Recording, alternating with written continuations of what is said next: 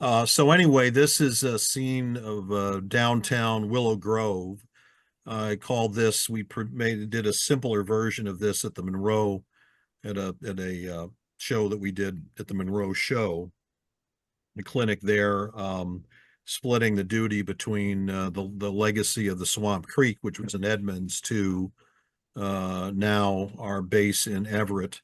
In over 50, the club is 50 years old as of this year. So, and we had a operating railroad for a long time, and it was getting a little long in the tooth because a lot of it was laid down in the 70s. I had relayed most of the trackage about 15 years ago. These are some of the cars from our member John Deneen, who's a big Milwaukee Road guy. And the club started in the Kaibar Hobby Shop. I don't know if you can see the mouse at all here, but basically in this corner back in 1974. John was also one of the charter members and is still very active as the club's treasurer. Then in 1978, moved to the Edmonds Freight Room, which is this is our door right here. This is basically from the chimney on over, was all the Swamp Creek and Western, named after Swamp Creek that runs in parts of Linwood and in southern Snohomish County. And it was a pretty happy home for a long time. We leased that space directly from the railroad, built a bay window in here and everything else. We had electrification, although we had taken it out by the time this picture came along, so the pans are down. But it was a semi-freelanced railroad, as the caption says, basically crossing the Cascades, as so many railroads did, from eastern to western Washington.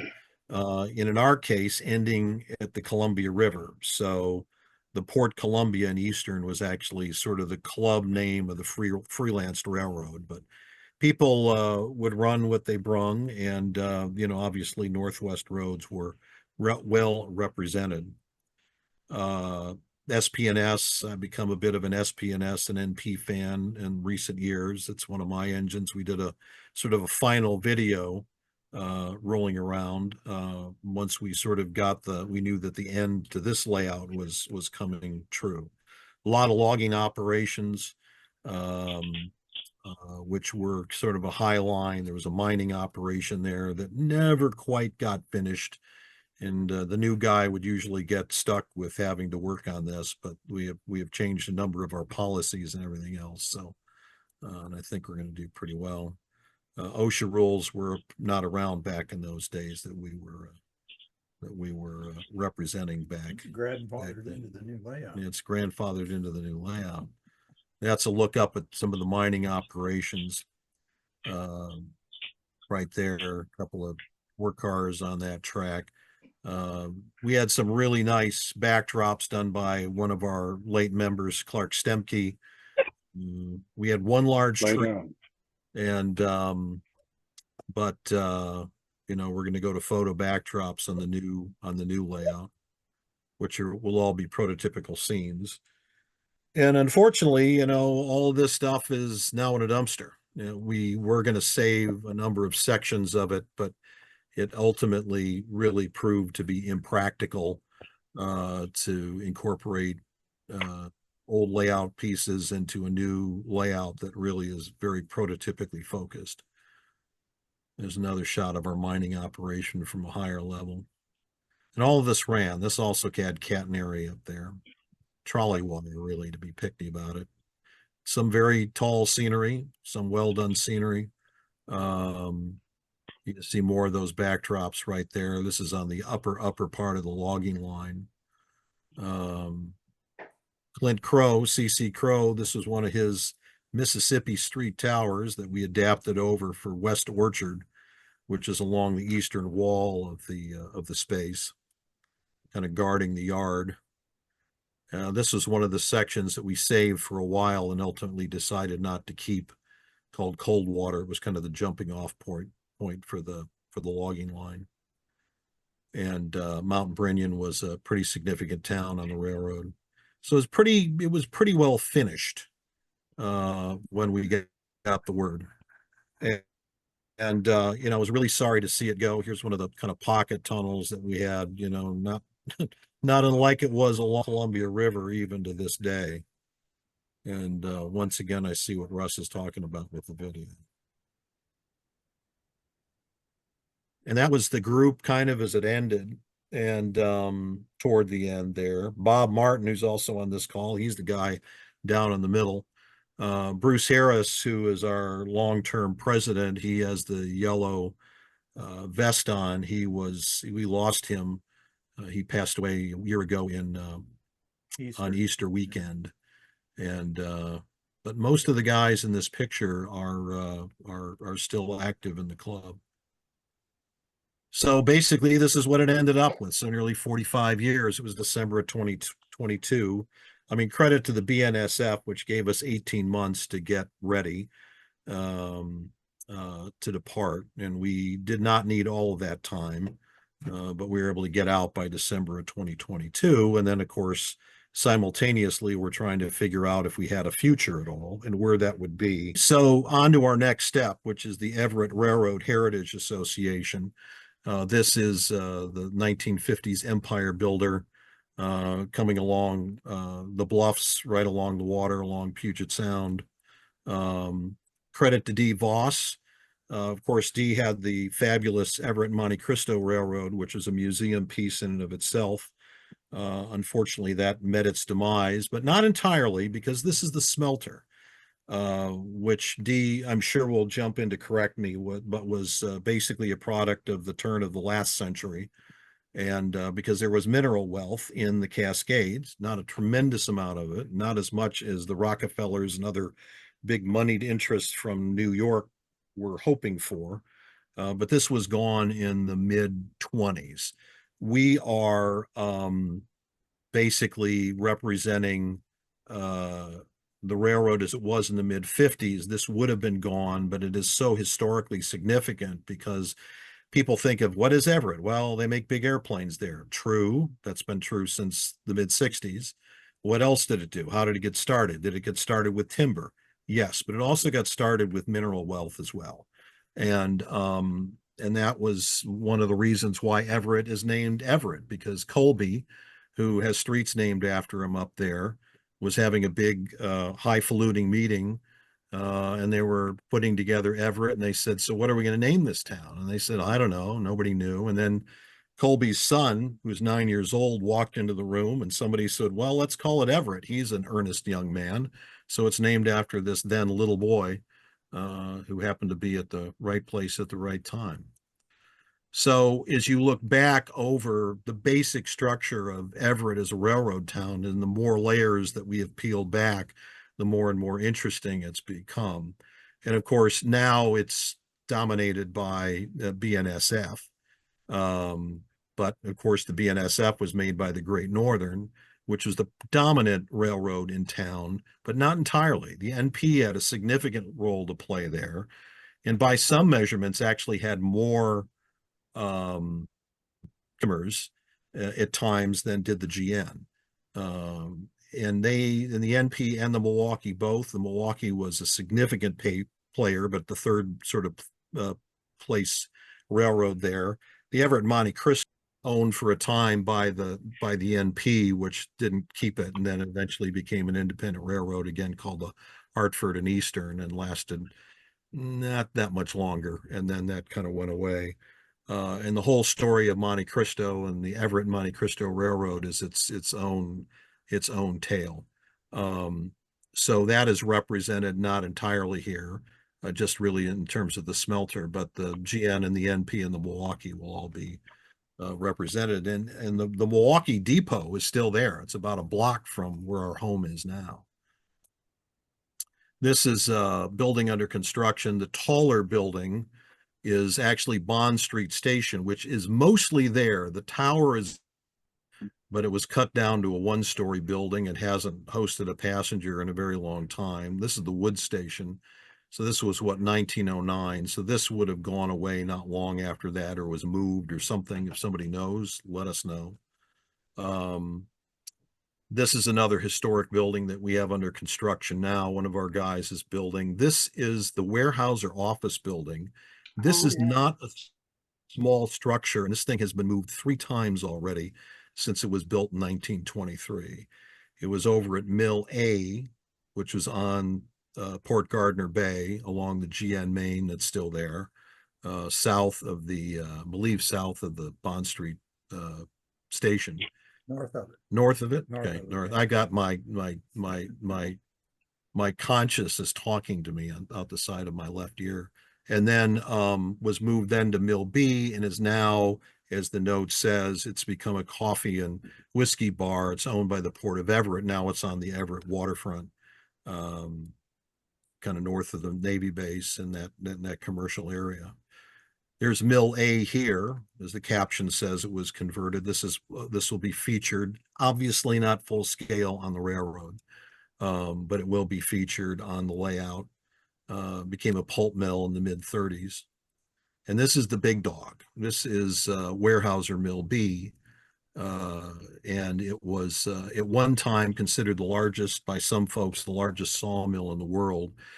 What's interesting about it, we found a book called A Railroad Runs Through It, which is a very written from the point of view of people who used to work for the NP in Everett and Darrington and Arlington and those places. And the mill was switched by all 3 railroads at different times of the year. So a third of the year was switched by the GN, a third Milwaukee, and a third NP. So the office building we talked about is right here under the water tower. So you can see as big as that office building is, and you can go up there and see it right now. You can imagine just how large this entire complex was. And I was talking about Russ and the donation of one of JJ's his waterfront stuff. There was a tugboat in there, and the tugboat matches this almost. I have no idea what the colors of this are, but it's very, very close. The Monte Cristo Hotel is still in place. I don't know what it's doing now exactly. It seems to be sort of a halfway house or something, but it's still there. And that'll be, we're trying to build historically accurate buildings. We will fill in the portions that we have for downtown Everett. And then as more of these buildings are finished, then the stand-ins will go away. But you'll still get, and you saw some of those stand-in buildings in the first slide of this. Well, that's Monte Cristo #3. Monte Cristo #2 is where the hospital is today. And Monte Cristo #1 was actually the second floor of a building that was along Puget Sound. So. All right. Well, this would have been the one in the mid-50s. Yeah. Yeah. That's #3. Yeah. And then City Hall is an Art Deco style building that still exists, although the cars look a little newer. And you can see it in color now. And this is our current home. This is the front of this is one of the doors that enters our space.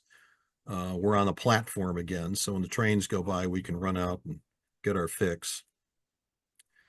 And this is the inside. When we first saw it, it was the baggage room for Greyhound. So the Everett station serves Amtrak, Sounder, commuter rail, and a lot of bus lines, Everett Transit, Sound Transit. And there's a big bus depot or whole bus terminal outside of our door. So a lot of this obviously it took months to happen, but the city cleaned all this out. There was another wall here that was removed that gave us more space. Behind me was an office, and to the right-hand side, you can barely see it. There's some chain link there. There was sort of this cage. There was even a safe bolted to the floor. So Greyhounds just changed up their business model, and I guess they're still serving the station, but they didn't keep this space. So that's where we are now. And yes, we are building a layout. So this is almost the same point of view that you saw in the last photo, if you want to do a little comparison. So this area here it goes to an internal doorway that goes off to Amtrak and some restrooms and stuff. And then there's more space down here but it's not big. I mean, the floor space is only about 3/4 of what we had in the old Swamp Creek, and there were certainly bigger clubs than that. As far as the track plan goes, there's 3 levels. The main level is Everett itself. So you've got a downtown, it's the Milwaukee Freight House. I can't remember, I can't see it quite, but this here, this is GN engine facility.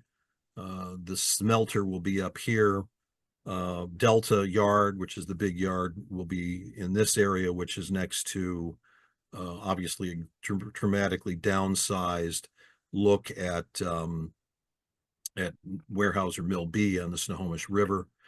I don't know if you've seen the Columbia Gorge Club. Most of us have, but if you noticed on the Columbia Gorge Club, um, there is the steel bridge there, which is a bridge within a bridge that, comes up and then it goes up from there, and it operates. And one of our guys lived in Portland and was a member of that club for the better part of 20 years, built that.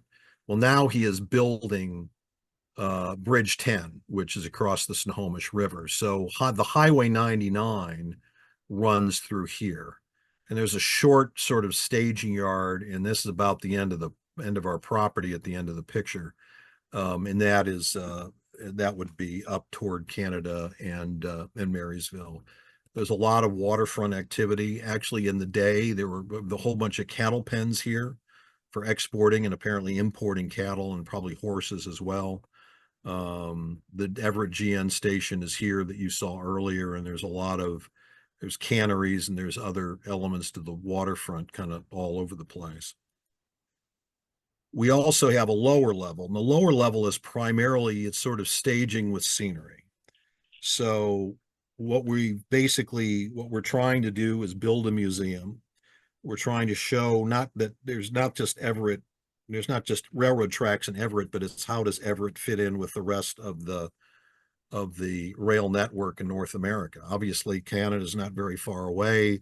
You got 60 transcontinental trains a day, even today, that run that north line out of Seattle through Everett and east. And the NP and the Milwaukee both had their own lines that came into Everett, bridges and everything else. And there was an agreement, I don't remember when it was formed, but basically they were given trackage rights and to suspend with these waterlogged extensions they had coming into Everett and across other bridges and everything else. So that's the lower level. That will come up about this, where these tracks end here. And then we're going to get those first 2 levels kind of roughed in and then make the decision when to build the 3rd level. And maybe even a 4th sort of crown level that would just be a scenic thing that would run around sort of independent. You wouldn't drive a train up there from this, but that could be cool. And that's been done. Mike O'Connell did something on his O-scale layout. So you'd take a helix up here, you have Monroe, you have a nod to the town of Snohomish, and then you would come into Skykomish and you would go through the Cascade Tunnel, and there's a bit of a stump staging yard here for Wenatchee. And then if you want to see what it's going to look like, or what we hope it looks like, here's a 3D representation that one of our guys built. So there's a lot of railroad crammed into a not a very big space. And it may all be a disaster, I don't know, but we're having a good time so far. And we got a fair amount of folks that have signed up already. This is all part of the lower level that we're obviously starting with.